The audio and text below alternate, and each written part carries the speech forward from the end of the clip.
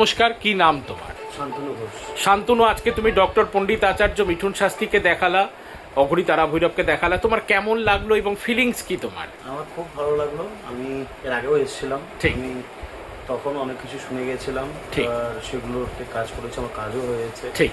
তাই এবং আজকে আবার এসেছি। এবং শান্তনু আজকে অদ্ভুত অদ্ভুত ঘটনাগুলো বলে যাচ্ছিল, সেই কথাগুলো সব মিলছে, আমি সব তুলছি না কোট করে। হ্যাঁ, তোমার সাথে তোমার পিসি রয়েছে, পিসির ক্ষেত্রে বলবো যে পিসির স্বামীর দেওয়া বা নিয়ে আসা একটা ঘড়ি ছিল, আর সেটা বলে দেওয়া হলো যে ওই ঘড়িটা বারবারই ব্যাটারি লাগা সত্ত্বেও বন্ধ হচ্ছে এবং ঘড়িটা ওরকমই থাকছে, এবং বলা হলো স্টিলের খাটটাও বিক্রি করে দেওয়া হয়েছে।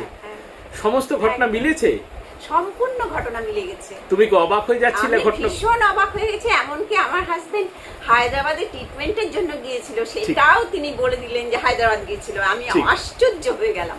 একদম একদম একদম ঠিক আছে, তোমরা ভালো থাকো, আনন্দে থাকো এবং সুখে থাকো। জয় মা।